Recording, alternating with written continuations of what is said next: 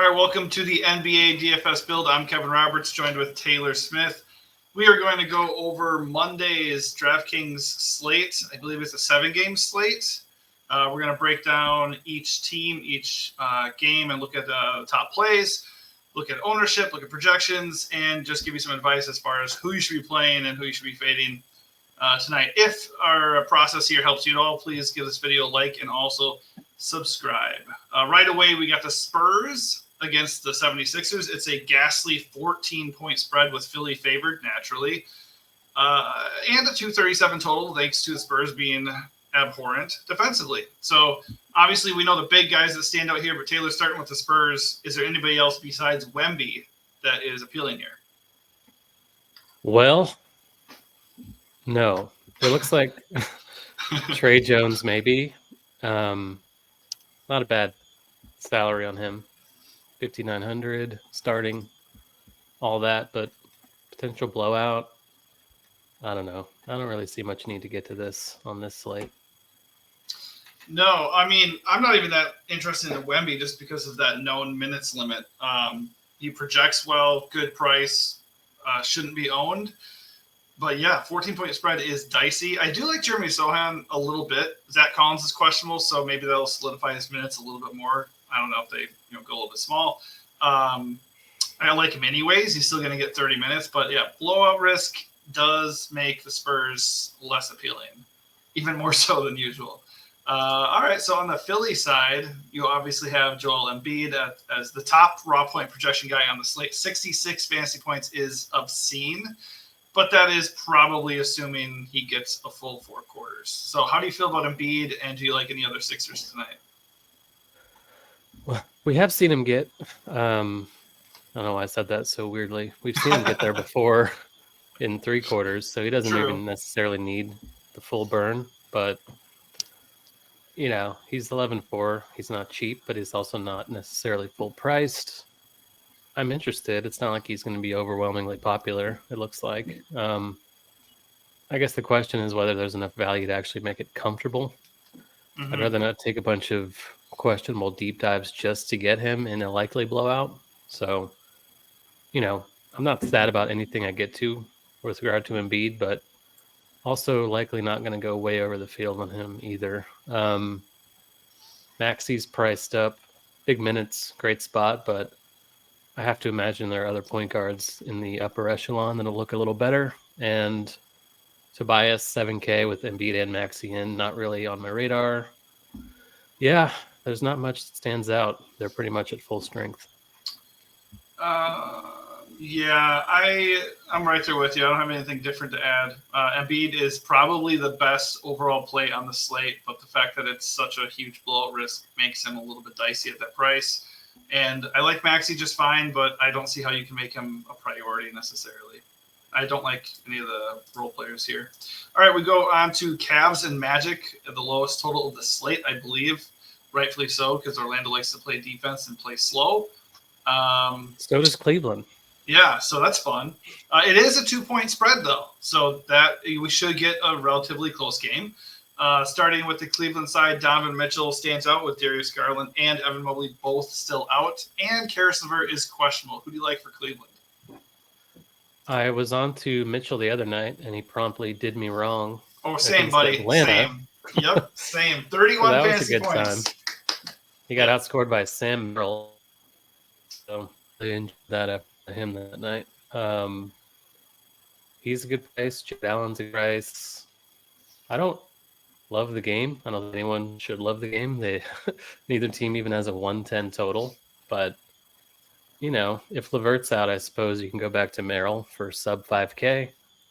I'd imagine he'll be somewhat popular, though. And a popular Sam Merrill is not really my cup of tea. Yeah, Mitchell and Allen. Yeah, no qualms with that. But that's about it. Yep, I'm not going to waste any time. In agreement 100%, especially on Merrill. If he's going to be remotely chalky, his prices come up. It's not a good matchup. I'm not interested at that point. On the Orlando side, nobody really projects amazingly either because, as we said, slow game, defensive battle probably. Banchero, I guess, is the play here. Do you like anybody else? Wendell Carter for 5.4 is pretty cheap. His minutes have been going way up. Obviously, the matchup's tough. Cleveland can protect the paint even without Mobley, but he's just underpriced. He's usually like mid sixes when he's fully healthy. It seems like he's kind of reestablished himself as a preferred option over Goga and Mo Wagner there. So I do think that's a decent buy low. He's not projected to be that popular. It's a little frustrating because when he first came back from injury, he was like the same price, and they just refused to increase his minutes. And now that I've been ignoring him, he's been crushing. He's been shooting like really efficiently. So, I don't think he's going to shoot 70% per game forever, but it's still an underpay. And even if he doesn't project that well, I think that's worth a note. Yeah, he was really chalky a few days ago when he was up against the Hawks, which obviously rightfully so. Anybody who faces the Hawks is in play. And it was like egregious ownership. And I was like, yeah, okay. I didn't do it. And of course he had 34 fantasy points. And since then he's had 3 straight games of 33 plus. So yeah, he's in the groove. His minutes are ticking up. Good price. I'm with you on Carter, and he's probably the only Magic guy that I'm looking at. Game of the night. Just kidding. Going to the Bucks Pistons. They actually were the game of the night in their last game. It was crazy, like 141 to 135, something like that. The game total suggests that is within the realm of possibilities. The Bucks are in Detroit. The Pistons are terrible, but the Bucks also do not play defense, and they do play fast. So there is major blowout risk with the spread being 14 points, just like the Philly game, but the 247.5 total is very alluring. Starting with the Bucks side, you got the Greek Freak. Are you paying for him, or do you like any other Bucks? Yeah, it's a great spot. Obviously, Detroit doesn't protect the paint. They have a 130 total, which is insane. He's 11K, so he's only 400 less than Embiid. Both are in great spots. Both are in potential blowouts, but Milwaukee on the road may be less likely to run away with this one.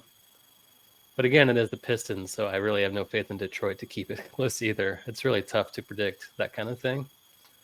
Yeah, I'll have interest in him.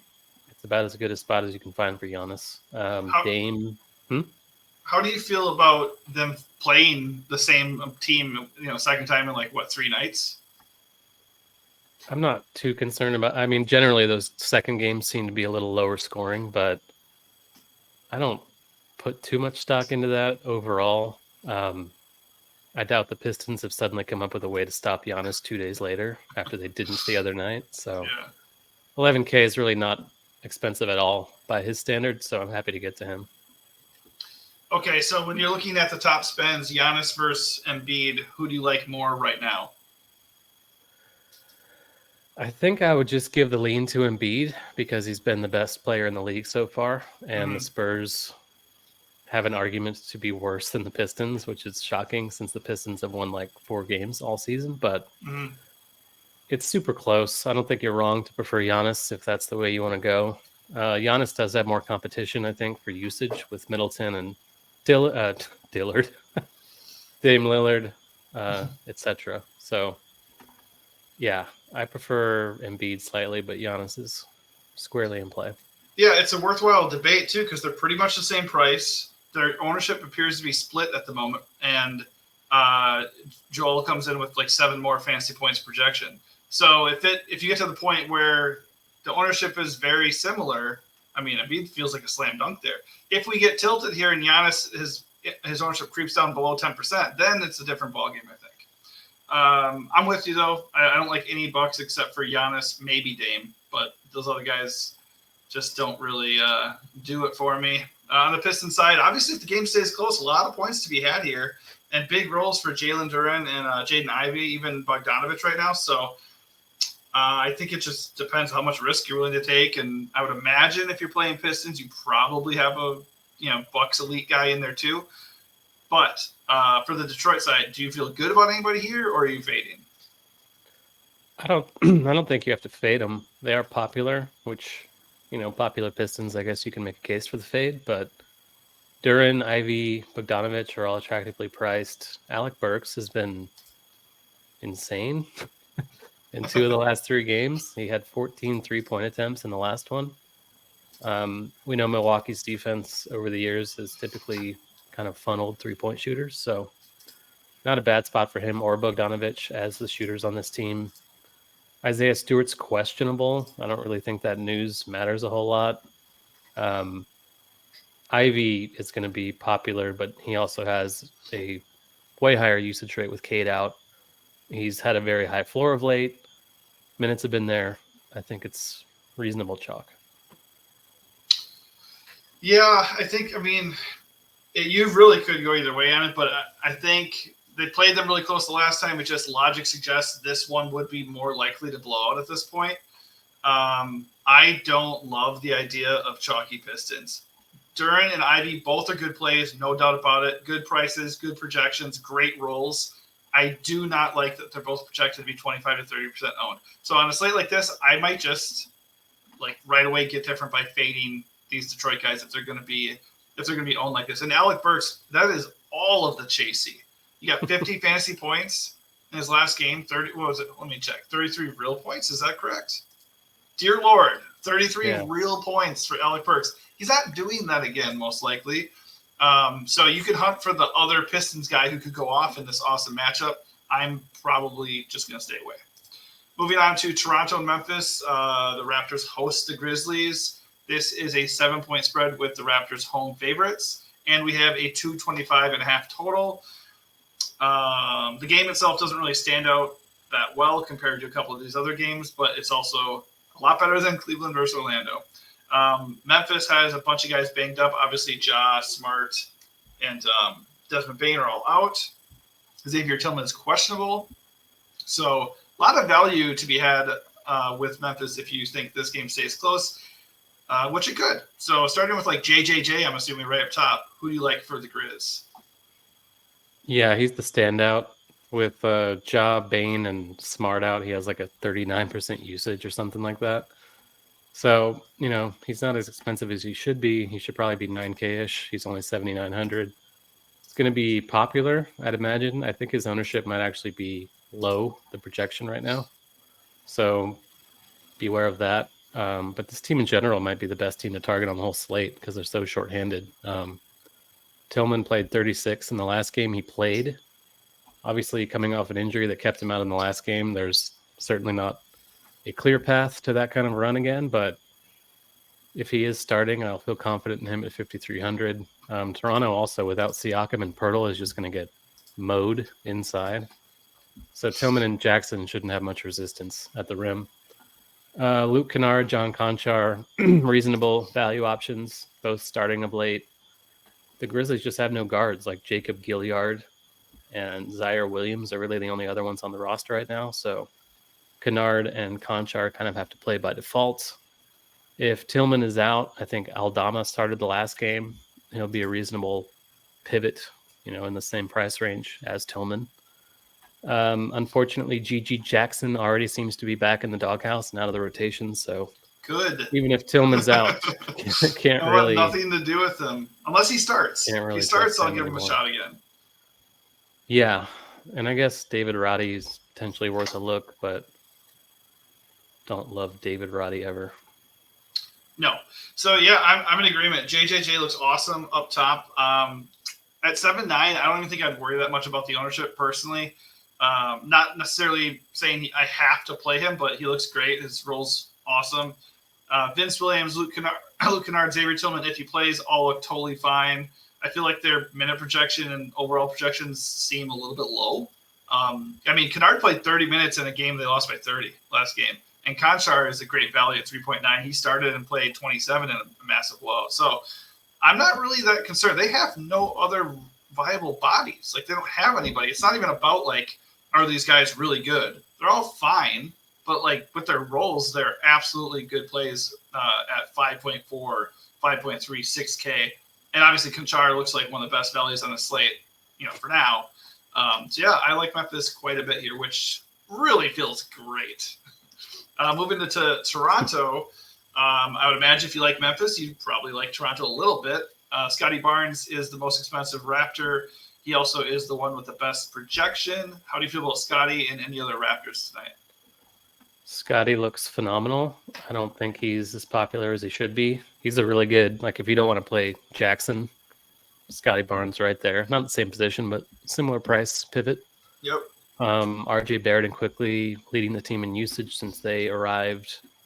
They're both kind of settling in around 7K, arguably a little cheap for how they've been playing and the roles they have on this new team.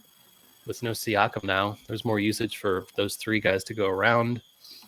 I'm interested in Gary Trent as a salary relief guy. He was awful as Mega Chalk 2 games ago. And then in the last game, no one really played him, even though he was essentially the same play. Projecting for some ownership tonight, but value is not great, it appears. And I think this game is stackable all the way around. So I have interest in Trent. Dante Porter, the minutes are really not even consistent, even as the starter. He's been okay, but can't say I'm really into that, especially if he's going to be somewhat owned. And then Bruce Brown, I suppose, is playable off the bench, but can't get too excited with the limited minutes so far. No, yeah, Jonte Porter's actually he's done okay, but they're choosing to just split those minutes between 2 or 3 guys at center. So like, I'm not looking at that at all. I'm with you on Gary Trent. Extremely streaky shooter, but he's super cheap. He's gonna get 28, 30 minutes, maybe a little bit more. And the Grizzlies are a bottom 10 team as far as made 3-pointers allowed. So he's gonna hoist. That guy's never met a shot he didn't like. So this would be a pretty good spot where I would think he could get hot and pay off. And also, there's not that much amazing value on this slate. Up top, Quickly is probably the guy that stands out the most because he's the cheapest of that big 3 Toronto has right now. But he's also the chalkiest. So if he's going to be chalky, I can see fading him and absolutely doubling down on your logic with Barnes and just eating that extra salary and taking a better projection and less ownership. So I'm with you. Barrett also looks fine. You can use any of these Raptors guys up top, and I would probably limit it to those 3 and Trent. Another interesting game is going to be Charlotte visiting the Timberwolves. It is a 13.5-point spread, although that might come down because Conley is out and Anthony Edwards is now questionable with an illness. So I feel like he's always questionable and he just ends up playing no matter what the ailment is, but definitely worth noting. Conley being out is we'll talk about that in a second because we're going to talk about the Hornets first. Point is, right now it's a 13-point spread, 220 total. So if those guys being out could tighten this game up, the Hornets actually could look interesting. So starting with, I'm sure, LaMelo Ball, who do you like here? I honestly don't like anyone. How dare you? It's like an awful spot. Even if Anthony Edwards is out, I could see them getting massacred because they're an awful team on the road against a good team. I think the spread is what it is. Like, this team almost looks as bad as San Antonio. I mean, they have the lowest total on the slate. They are, Nick Richards is doubtful, but that just makes the Wolves look better because they're already bad against centers. The Wolves have 2 of them. I get getting to PJ because he's 5,500 and should start, and the need side, he's really one of the few guys left with it. So I get that. Maybe Miles Bridges if you want to run a game stack, but I don't see really the need or the point in getting to Charlotte tonight. I mean, for the most part, I agree. I think the fact that LaMelo Ball at 8-9 is projecting to be absolutely unowned is a little bit interesting, especially if you end up using Minnesota guys, which I think we would be interested in doing. And also, I mean, not having your top 2 guards on defense could be a big deal, especially when the guy who initiates the most offense for Charlotte is their top guard. So I actually tend to think this could be an overlooked spot, and this could be a spot where Minnesota's defense isn't quite up to par, but obviously worth noting they're like a top 2 defense depending on the week. So a little troublesome for sure. Going on the Minnesota side, obviously Conley's already out, and we don't know what's going to happen with Edwards just yet. So based off of that news, who do you like here? Alexander Walker, 3-5, likely going to start, play point. One of the best matchups imaginable. I think he's, if he's owned by 50 to 70% of the field, that's frightening, but punt value is kind of hard to come by. He's guard forward eligible. That's really useful. I understand why he's chalk, and it's probably good chalk and chalk that I'll eat. Ditto for Kyle Anderson for 3.7. That's just too cheap for him. Decent per minute guy. If Edwards is out, that clears Anderson potentially for a few more minutes. If Edwards plays, he's only 8,400. I'm interested in that. I think Towns and Gobert for under 8K both look great. I have interest in all the Wolves, which I guess is why you would argue in favor of one Hornet as a run back, but Right. it's just hard to like anything from Charlotte. Not to go back to Charlotte, but like, I don't know. But hey, like you said, kind of with Embiid, I don't even know if you absolutely have to have a run back here if you stack like 4 Wolves and feel good about the Wolves themselves. Because, I mean, they can get there in 3 quarters against the Hornets. They're a terrible defensive team. I'm with you. Edwards is fine if he plays. If he's out, Cat feels like a lock for me at 7.7. Rudy's totally fine too. Either way, in a possible blowout, guys like Naz Reid off the bench are playable. But yeah, Naw is right now the best value of the entire slate. I would consider, depending on if the ownership sticks, I mean, 50% is disgusting. So, like, if a 3.5K Naw is coming in at 50% and that holds or gets worse, you could just pivot to Kyle Anderson. He's only 200 more and just have a less owned option in that game and hope Naw busts. So I'm probably going to play them both, but I think that is a bit of strategy that we could wield here. Moving on, we got 2 more games. Boston at Dallas. This is technically the best game of the slate as far as spread goes, at least.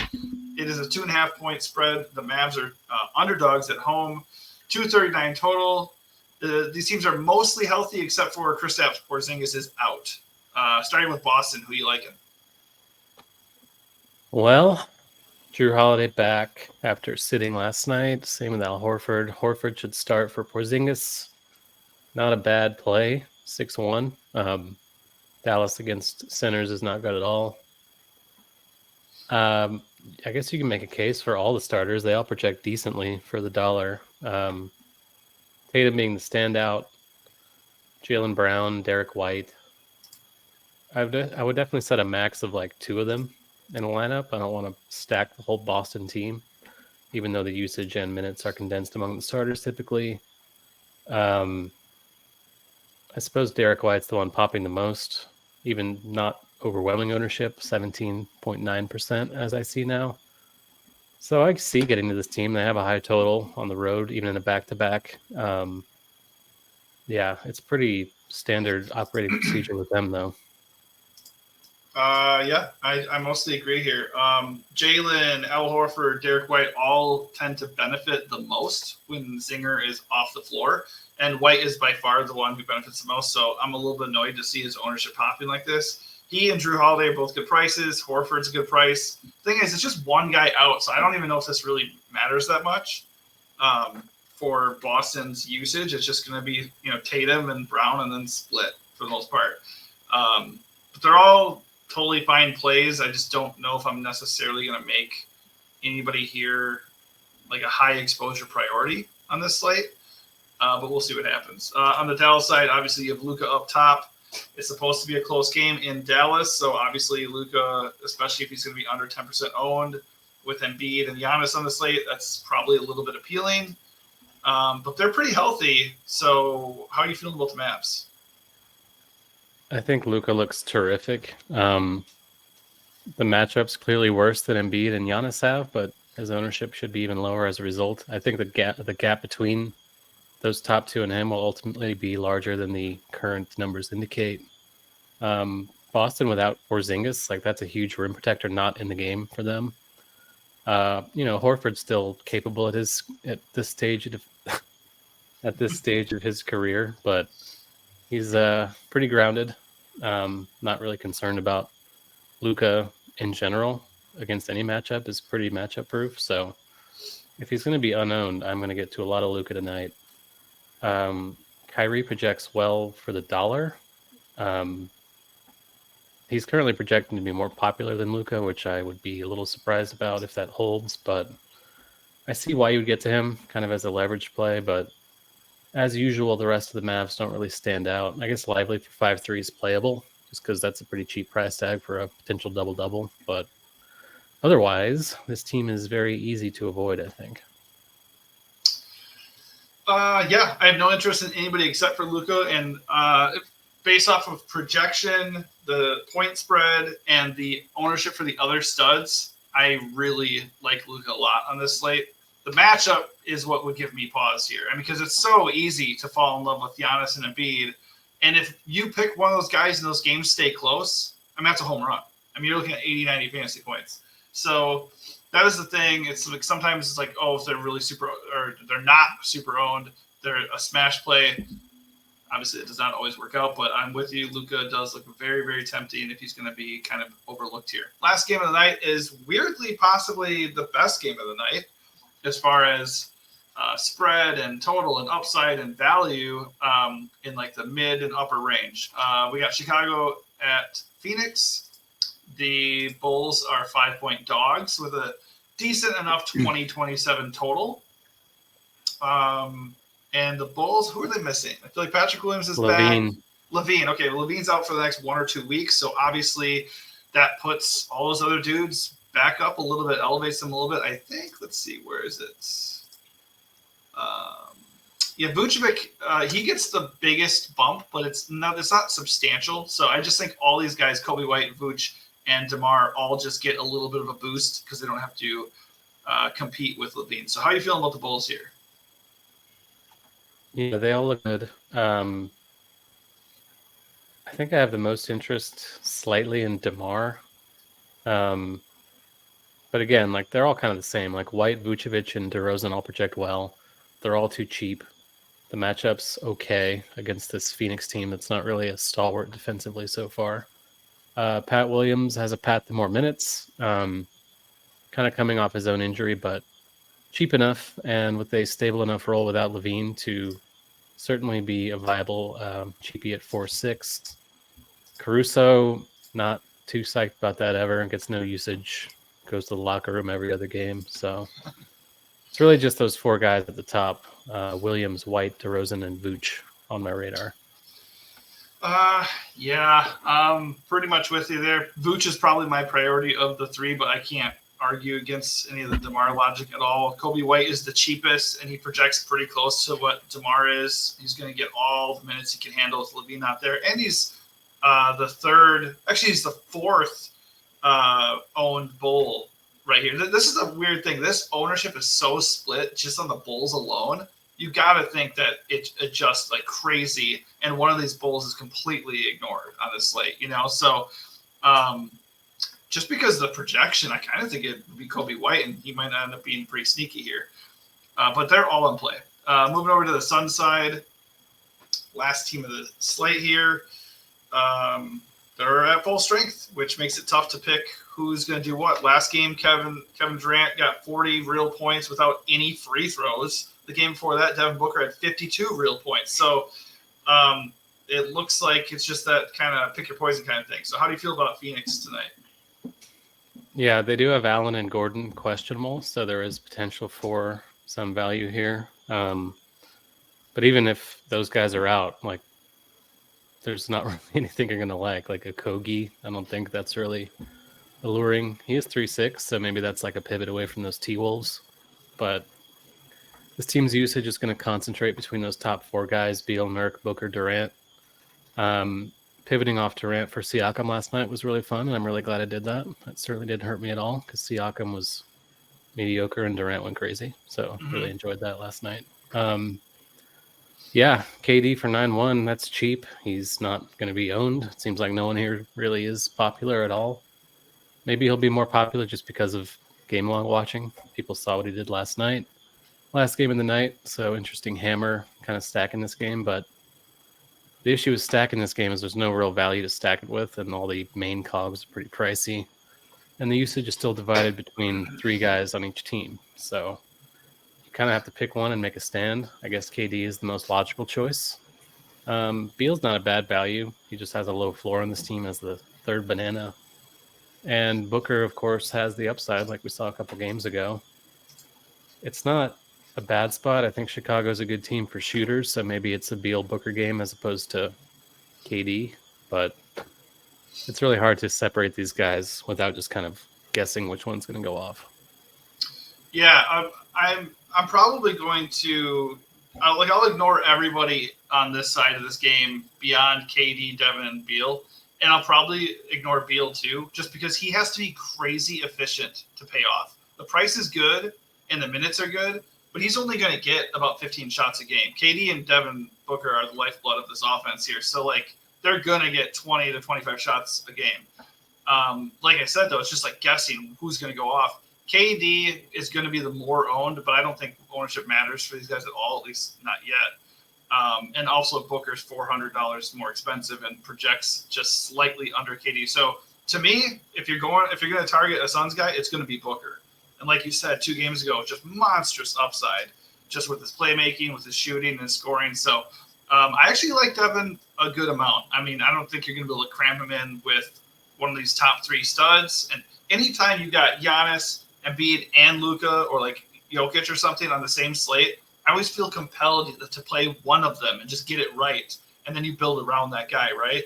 So I don't think you ever absolutely have to do that. But on this slate, I'm probably trending towards that way. Probably just going to pick one of those dudes and build around him. On the flip side of making a pick, as far as fades, when we look at ownership, who is somebody – hold on, this is not – okay. Who's somebody who's looking at the ownership here? Yeah, like we said, 50%. Looking at this ownership at the moment, who's somebody that you are probably going to be fading? Alec Burks is the one. We touched on him. He stands out as someone that's going to be overowned just because of how he's been playing lately. I think it's viable to fade Jaren Jackson if he's going to be popular just because there are so many alternatives around 8K. You know, those Wolves guys, those Bulls guys, the Phoenix guys aren't that much more expensive. Maxey is in that range. The Celtics, Jaylen Brown, for example. That price range is so rich that I don't think it really makes sense for one guy, Jaren Jackson, on an underdog with a low team total to be owned by maybe a third of the field. And I think you can find really high upside pivots if you are willing to fade that. Yeah, where I'm at right now is I really like these punts in Nah and slow-mo. I mean, they're just too cheap. Especially if Ant is also out, I don't see any way around them. I think that's really good chalk. What I don't like is chalky Pistons. So I personally will gladly fade Jaden Ivey first and foremost, and then I'll be fading Duran and I'll be fading Alec Burks. And I'm going to leave that situation alone, and I'll probably end up fading Bucks as well. As far as picks, is there 1, 2, 3 guys that absolutely stand out for this slate after everything we talked about that you feel like you're going to get the most exposure to on this slate? I think if he plays, I'll be really over the field on Xavier Tillman, just because kind of a cheapish center is not really that easy to come by on this slate. Most of the value being, those Wolves guys. Naz Reid could be popular in the same price range. So Tillman, if he goes, I think is one flag plant I'm willing to make. And just Memphis in general, like I'm willing to play multiple of these guys in the same lineup. They're cheap enough. The roles are big enough. And then run it back with 1 or 2 Raptors, Scotty Barnes being the most appealing. I think that's kind of focusing tonight. Yeah, I can't argue any of that. I like Jaren Jackson Jr. I like Embiid up top. We talked about Nah. Those are probably my top 3 plays as it stands. I don't think that necessarily means I'm cramming them all into, every single lineup I do. But I think JJJ with his usage is too cheap. I think Embiid is just raw points projection. He's the best top spend of the slate. And then Nah is just kind of a necessary evil here. 50% ownership be damned. I like me some Nah. I think that's going to do it for us, though. We ran a bit long today, but 7-game slate, a lot of different injury news and situations to monitor. So I think that's kind of contributed to that a little bit. But thanks for tuning in. And hopefully, if we helped you, you can give us a like and a subscribe. And we wish you luck on the slate tonight.